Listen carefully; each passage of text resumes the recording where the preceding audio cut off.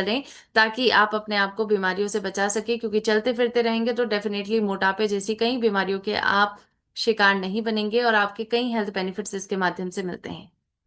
इसके साथ साथ तीसरा तरीका पावर ऑफ मूवमेंट के अंदर आता है। जापानीज लोग बहुत सारी स्ट्रेचिंग एक्सरसाइजेस करते हैं। सुबह सुबह उठकर डेली बेसिस पर वो स्ट्रेचिंग करते हैं, योगा करते हैं। आजकल आप देख रहे हैं योगा का ट्रेंड इतना बढ़ता जा रहा है और ज्यादातर जापान के लोग योग सीखना पसंद करते हैं। बल्कि ये हमारी भारत की संस्कृति है, लेकिन हमारे भारत में आज कई लोग हैं जो योग की तरफ इतना ज्यादा मोटिवेटेड नहीं है, इतना ज्यादा योग करते नहीं है, डेली बेसिस पर इसको अपनाते नहीं है। लेकिन जापानीज लोग आज इसको अपना रहे हैं, स्ट्रेचिंग एक्सरसाइजेस करते हैं वो। ये पाया गया है कि वर्ल्ड की सबसे बेस्ट एक्सरसाइज, चाहे वो कैलिस्थेनिक है, चाहे हम जुम्बा की बात करें, आज के वक्त में योग को माना गया है कि सबसे बेहतर एक्सरसाइज है जिससे आपको सभी प्रकार के बेनिफिट्स मिल जाते हैं। पावर कॉम्बो है ये। और स्पेशली सूर्य नमस्कार, इसको वर्ल्ड की सबसे बेस्ट एक्सरसाइज माना जाता है। लेकिन सोचिए, हम भारतीयों को के कल्चर का हिस्सा था सूर्य नमस्कार। पहले लोग डेली बेसिस पर किया करते थे, लेकिन आज भारत में कई लोगों को शायद सूर्य नमस्कार के बारे में कोई जानकारी नहीं होगी कि इसके कौन कौन से स्टेप्स होते हैं। तो इसीलिए आज हमें समझना है कि जिसका उद्गम हमारे भारत से हुआ, आज हमें उसी की जानकारी नहीं है, लेकिन वर्ल्ड के अलग अलग देशों के लोग उसको इस्तेमाल कर रहे हैं। तो आज हमें समझना है कि उस ज्ञान को हमें भी अपने जीवन में लागू करना है। स्ट्रेचिंग करनी है डेली बेसिस पर। सूर्य नमस्कार करिए आप। डेली कम से कम सूर्य नमस्कार के 5 से 10 राउंड करेंगे तो आप पाएंगे कि आप एक बेहतर जीवन जिएंगे, आप पूरी तरीके से अपनी सेहत को बेहतर बनाएंगे। और चौथी आदत उनके पावर ऑफ मूवमेंट में जापानीज की रहती है कि वो अपने काम खुद से करते हैं। जी हाँ, ज्यादातर वो ट्राई करते हैं कि घर के जितने भी काम हो वो खुद करें। इससे सेल्फ सफिशिएंट रहने की फीलिंग उनको आती है। उनको लगता है कि मैं अपना कार्य स्वयं कर सकता हूँ या स्वयं कर सकती हूँ। और इसी वजह से जब वो मूवमेंट में रहते हैं, अपने बर्तन खुद धोते हैं, झाड़ू खुद मारते हैं, पोछा खुद लगाते हैं, तो इसके माध्यम से उनको हमेशा अपना शरीर एक्टिव मिलता है और वो किसी पर भी किसी भी कार्य के लिए डिपेंडेंट नहीं रहते हैं। किसी भी कार्य के लिए निर्भरता उनकी खत्म हो जाती है। इसीलिए बहुत जरूरी है कि आप भी सेल्फ सफिशिएंट बने। जितना हो सके, जब भी आपको वक्त मिले, खुद कार्य करना शुरू करें। अपनी साफ सफाई, अपने घर की साफ सफाई करें, अपनी चीजों को करें। इसके माध्यम से आप हमेशा एक्टिव रहेंगे। हमने पहला सीक्रेट तो समझ लिया। पहला सीक्रेट क्या है जापानीज का?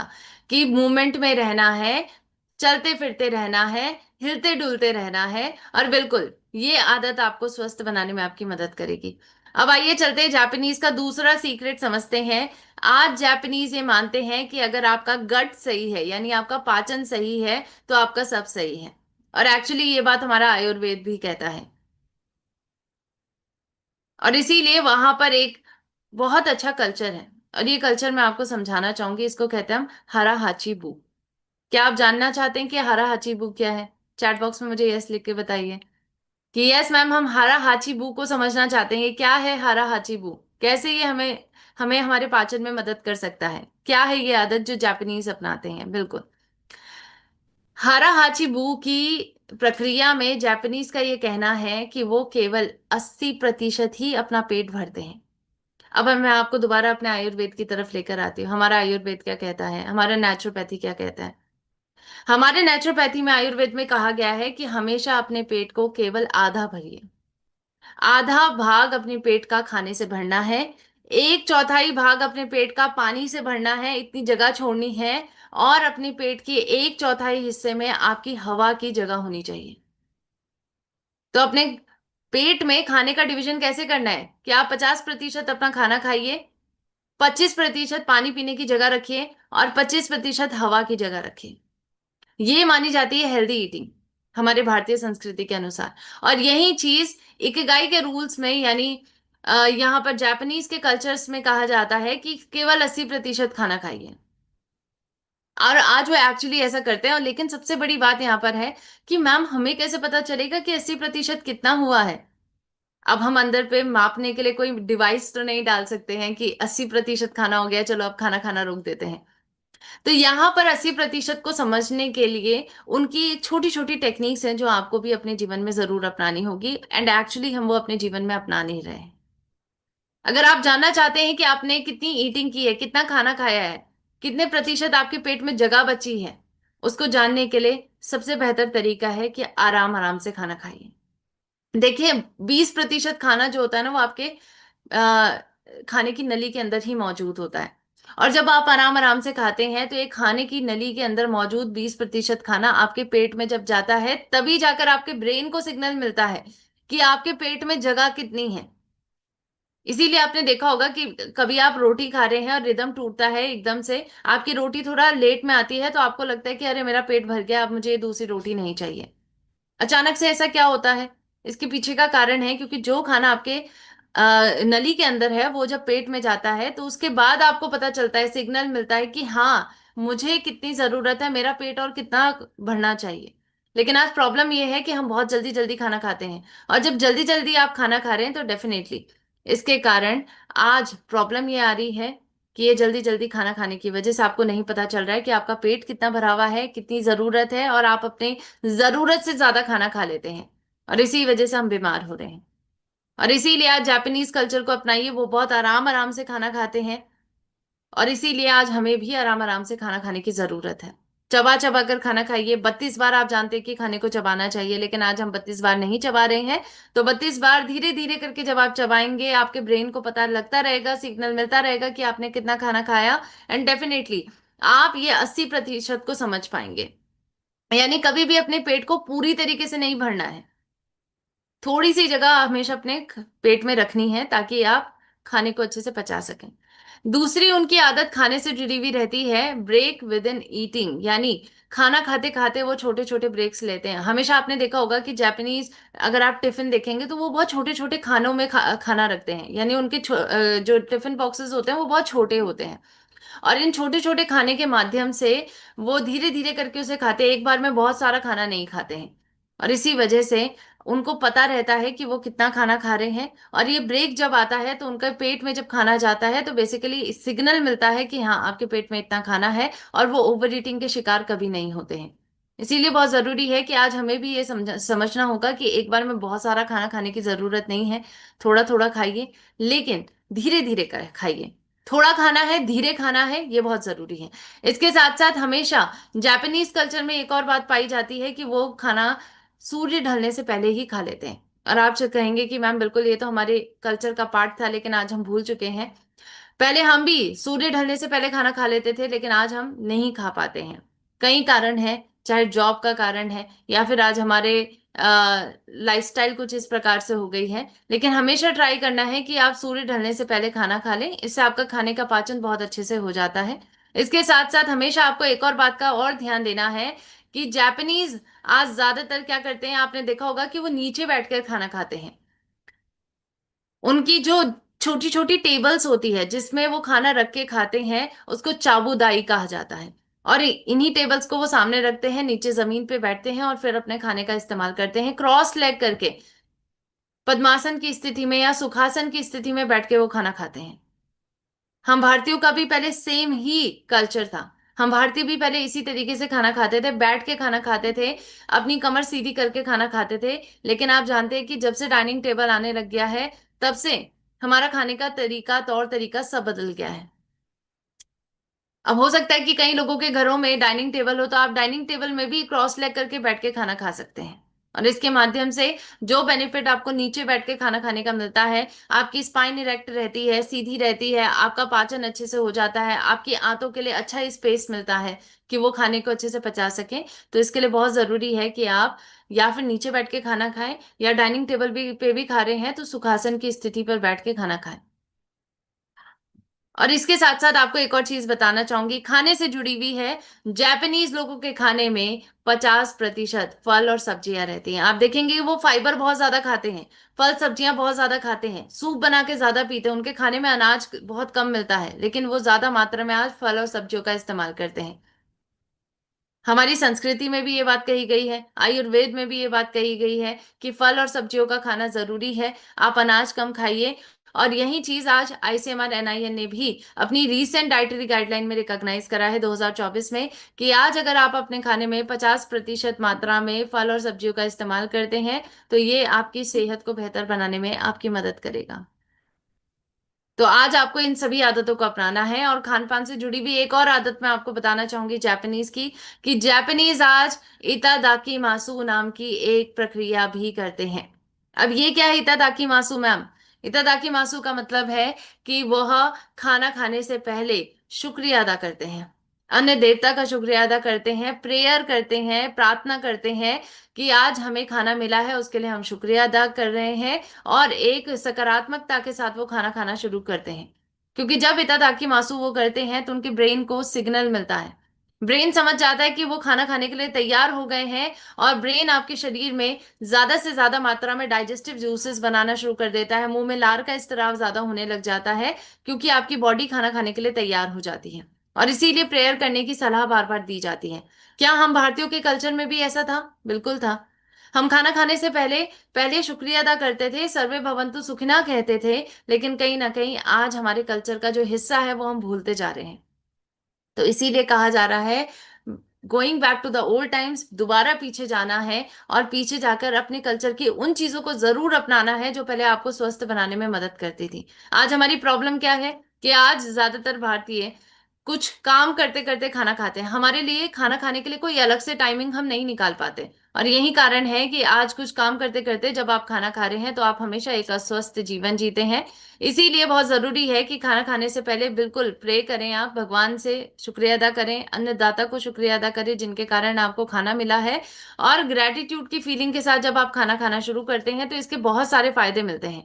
आप तनाव को कम कर पाते हैं, तनाव मुक्त तरीके से खाना खा पाते हैं, और अच्छे से आप मोटापे जैसी बीमारी से कभी भी ग्रसित नहीं होते हैं। सो आई रियली होप ये दूसरा सीक्रेट जो मैंने खाने से जुड़ा हुआ उनका बताया है आप सभी को बिल्कुल क्लियर हुआ होगा। अब आइए चलते हैं हम तीसरे सीक्रेट की तरफ, तीसरा रहस्य, जापानीज लोग कैसे स्वस्थ रहते हैं। क्योंकि आज उनके बिहेवियर में, आज उनके अगर आप स्वभाव में देखेंगे तो एक स्वभाव उनके अंदर हमेशा मिलता है, और वो है प्लेफुलनेस का स्वभाव। जी हाँ, आज जापानीज लोग ज्यादातर अपने आप को स्ट्रेस फ्री कैसे रख पाते हैं, तनाव मुक्त कैसे रख पाते हैं, जवां दिल वो कैसे रहते हैं, लंबे वक्त तक उनके चेहरे पर आपको ग्लो कैसे दिखाई देता है, क्योंकि वो खुश रहते हैं, वो खुश रहने की कोशिश करते हैं। और आप देखेंगे कि बच्चा हमेशा खुश रहता है, जिसके अंदर बचपना रहता है, जो व्यक्ति अपने आप को बढ़ती उम्र के साथ भी अपना बचपना कायम रखा रहता है, तो कहीं ना कहीं वो हमेशा जवां दिल रहता है। अगर आप थोड़ा सा जापान के कल्चर को थोड़ा सा रिसर्च करेंगे तो आप ये पाएंगे कि वहाँ के जो फेस्टिवल्स होते हैं, जो वो त्योहार मनाते हैं, या फिर ज्यादातर उनके जो आदतें हैं, वो बैठ के बात करते हैं, आउटिंग करते हैं, हंसी मजाक करते हैं। सो कहीं ना कहीं उनके अंदर का जो बच्चा है वो अभी भी जवान है। उनके अंदर का बच्चा कभी भी मरता नहीं है, वो खुश रहते हैं। और कुछ ऐसी आदतें, जैसे बाहर आउटिंग जाते हैं, अगर आप वहाँ का वर्क कल्चर देखेंगे तो ज्यादातर वहां पर की कंपनियां जो हैं वो अपने एम्प्लॉयज को बाहर आउटिंग पे लेके जाती हैं, एक्टिविटीज करवाती हैं। ये सभी क्यों करवाया जाता है? ताकि उनके अंदर का बचपना हमेशा रहे, वो खुश रहें। तो जो व्यक्ति खुश रहता है वो डेफिनेटली एक बेहतर जीवन जीता है। और इसीलिए देखिए, आपको भी मैं एक बात बताना चाहूंगी कि हम लोगों के जैसे जैसे बड़े होते जाते वैसे वैसे क्या है कि हमारे अंदर का बचपना खोता जाता है, हम सीरियस रहने लग जाते हैं। सबसे बड़ी बात, कई लोग हैं जो एक दिन में 10 सेकंड भी हंसते नहीं है, और ये बहुत ही कंसर्निंग बात है। अगर आप 10 सेकंड भी एक दिन में हंस नहीं रहे हैं, तो हंसना जरूरी है, खुश रहिए। आप भले ही चाहें अपने घर के दरवाजे बंद करें, अगर आपको नागिन डांस पसंद है आप नागिन डांस करें, अगर आपको डांस करना अच्छा लगता है तो आप डांस करें, लेकिन खुल के खुश रहिए।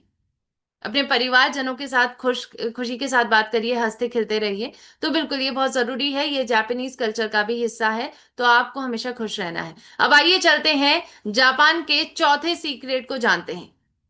और वो चौथा सीक्रेट आज हमारे लिए बहुत जरूरी है।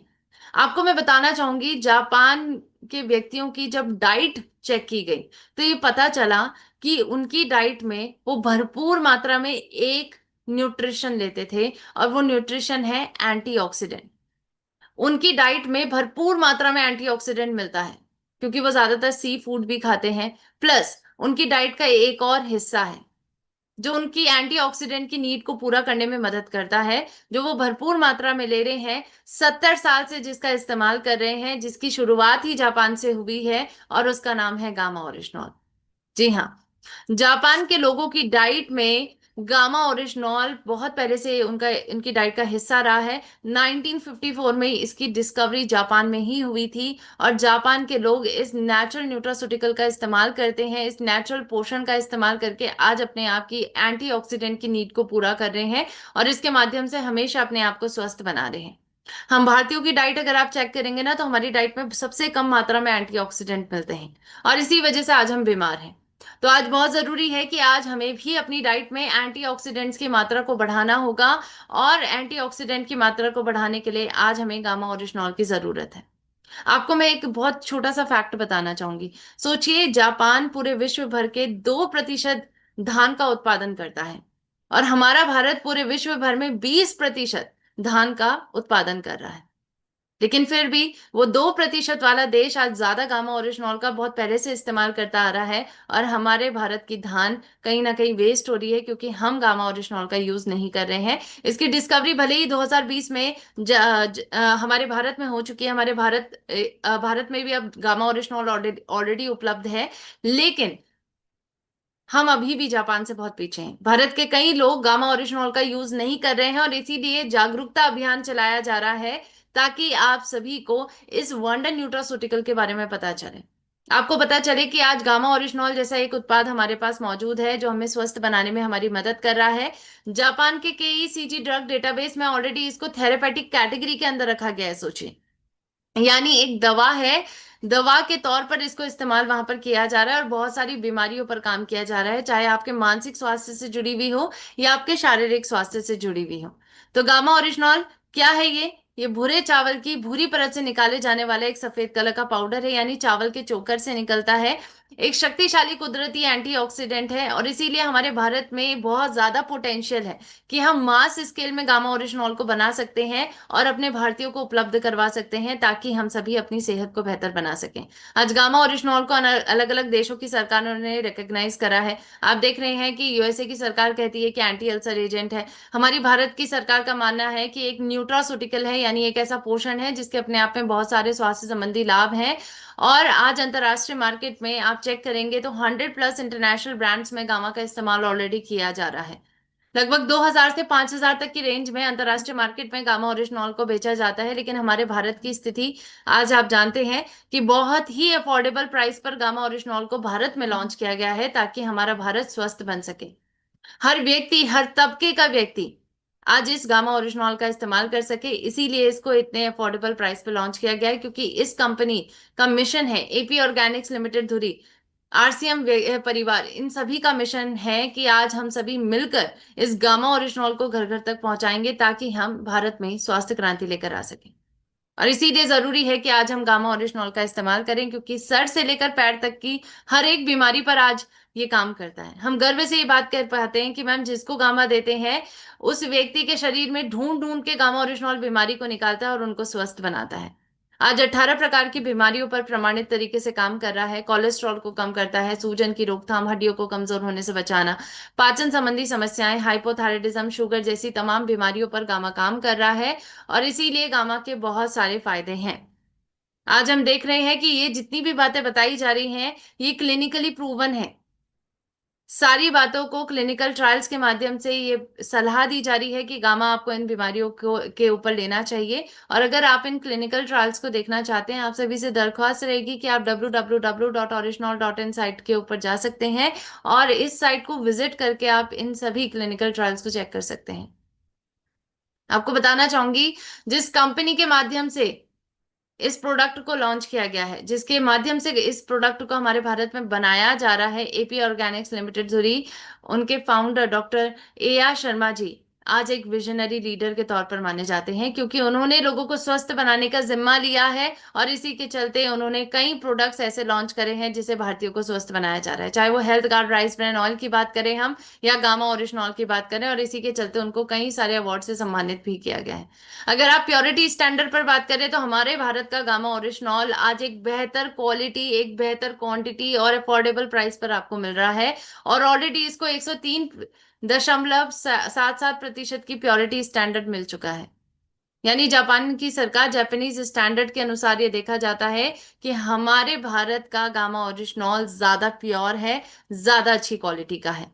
और इसीलिए आज हम सभी को जब बेहतर क्वालिटी का गामा ओरिजिनॉल मिल रहा है, तो जरूरत है कि ये हर घर तक पहुंचे। और इस मिशन को आगे बढ़ाने के लिए, हर घर तक गामा ओरिजिनॉल को पहुंचाने के लिए, हर घर को स्वस्थ बनाने के लिए आज आरसीएम परिवार और एपी ऑर्गेनिक्स लिमिटेड दुरी साथ में काम कर रहे हैं। साथ में मिलकर हम इस रोग मुक्त भारत का निर्माण करेंगे। इसीलिए बहुत जरूरी है कि जो गामा ओरिजिनॉल हमारे भारत में उपलब्ध है, इसका इस्तेमाल हम करें। आप सभी को मैं बताना चाहूंगी कि भारत के टॉप 25 इनोवेटिव उत्पादों में गामा ओरिजिनॉल को ऑलरेडी शामिल किया गया है। और गामा ओरिजिनॉल को भारत की सरकार ने मान्यता भी दे चुकी है। जी हाँ, द गैजेट ऑफ इंडिया में प्रकाशित है कि गामा ओरिजिनॉल आपके शरीर में कोलेस्ट्रॉल को कम करने की क्षमता रखता है और एक न्यूट्रास्यूटिकल का दर्जा भारत में दिया गया है। न्यूट्रास्यूटिकल किसको कहते हैं? यानी एक ऐसा पोषण है जिसके बहुत सारे स्वास्थ्य संबंधी लाभ आपको मिलते हैं। यानी ये कोई दवा नहीं है, बल्कि एक पोषण है जो आपको स्वास्थ्य संबंधी लाभ देगा, यानी आपके खाने का हिस्सा है। और इसीलिए आज इस खाने के हिस्से को रेकमेंड कर रहे हैं कई डॉक्टर्स का, प्रसिद्ध डॉक्टर्स का कहना है कि गामा लेना है, क्योंकि इसके माध्यम से आप अपनी सेहत को बेहतर बना सकते हैं। जैसे कि डॉक्टर राहुल भार्गव का कहना है कि कैंसर से बचाव करता है गामा। डॉक्टर संजय चुग कहते हैं सूजन को कम करता है gamma. Doctor Nabajit Talukdar sir sugar की बीमारियों के लिए इसको रेकमेंड करते हैं। डॉक्टर शैलेश सहाय सर इसको, गामा ओरिजिनॉल को, अलग अलग बीमारियां जैसे हाई बीपी की परेशानी के लिए रेकमेंड करते हैं। डॉक्टर रविंद्र गुप्ता पेट और लीवर की परेशानियों के लिए रेकमेंड करते हैं। डॉक्टर योगेश शर्मा हाइपोथायराइडिज्म की बीमारी के लिए रेकमेंड करते हैं। डॉक्टर प्रवीण गुप्ता का कहना है कि ये न्यूरो की बीमारियों पर काम करता है। और डॉक्टर नविता नादर मैम का कहना है कि सुपर एंटीऑक्सीडेंट है गामा ओरिजिनॉल। और बिल्कुल डॉक्टर मांजरी चंदा जी का कहना है कि दिल की बीमारियों के खतरे को कम करता है गामा। तो आज गामा के बहुत सारे चमत्कार है, बहुत सारे लोगों को स्वस्थ कर सकता है, इतनी सारी बीमारियों पर काम कर सकता है। और ये बात डॉक्टर्स तक कह रहे हैं, जिन पर हमें सबसे ज्यादा विश्वास है। तो क्यों ना उनका इस्तेमाल हम करें, गामा ओरिजिनॉल का इस्तेमाल हम करें। और आज अगर आपके मन में ये शंका है कि क्या गामा के माध्यम से किसी को फायदा मिला है, तो बिल्कुल मिला है। कई लोग खुश हैं, एक ऐसा जीवन जी रहे हैं जिसकी वो हमेशा से कल्पना करते थे, एक स्वस्थ जीवन, एक खुशहाल जीवन, एक रोग मुक्त जीवन। और अगर आप चाहते हैं कि आप इनकी कहानी और जुबानी को सुने, तो बिल्कुल आप हेल्थ गार्ड यूट्यूब चैनल पे जाइए और वहां पर ये सभी टेस्टिमोनियल्स आपको मिल जाएंगे। इसलिए बहुत जरूरी है कि आज हम गामा ओरिजिनॉल का इस्तेमाल करें। अगर आप इसको अपनी एलोपैथिक दवाओं के साथ लेना शुरू करते हैं, तो जल्द से जल्द अपने आप को ठीक करेंगे। एलोपैथिक है, होम्योपैथिक है या आयुर्वेदिक दवाइयां, आप इनके साथ भी गामा ओरिजिनॉल को ले सकते हैं।